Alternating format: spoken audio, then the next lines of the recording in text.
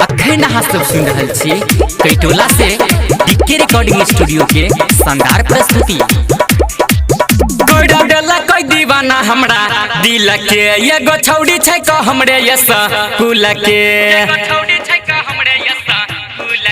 कोई डला कोई दीवाना हमरा दिल के एगो छौड़ी छै क हमरे यस कुल के।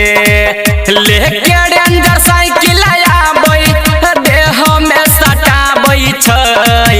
लेके रेंजर साइकिल आबै देह में सटाबै छै। मम्मी गे एगो लईकी मम्मी गे एगो लईकी चॉकलेट द के पटाबै छै। मम्मी गे एगो लईकी चॉकलेट द के पटाबै छै। मम्मी गे एगो लईकी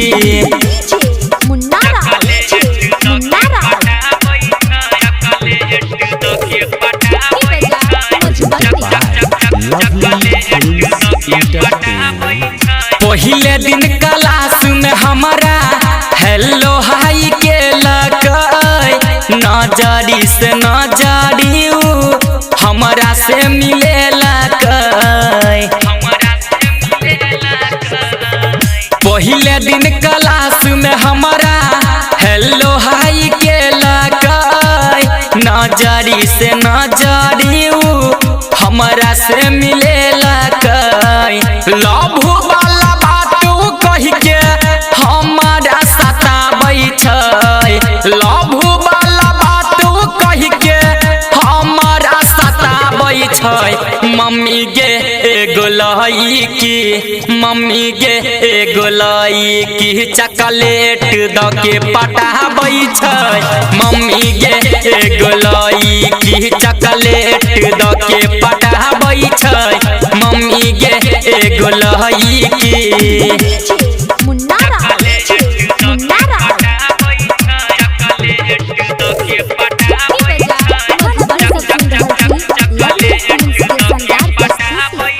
हाथ में लके गोड़की आयल रहे रोज गे देखते में हमारा कैर देलकै पर पोज गे।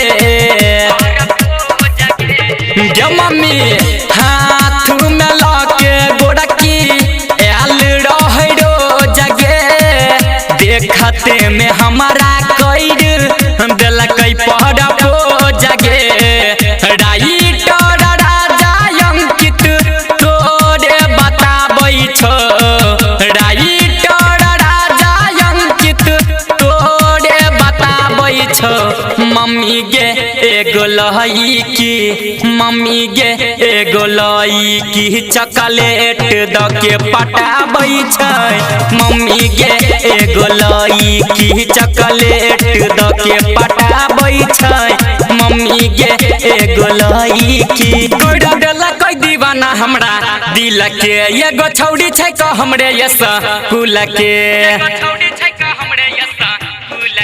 कोई डला कोई दीवाना हमरा दिल के एगो छौड़ी छै क हमरे यस कुल के। लेके रेंजर साइकिल आबै देह में सटाबै छै। लेके रेंजर साइकिल आबै देह में सटाबै छै।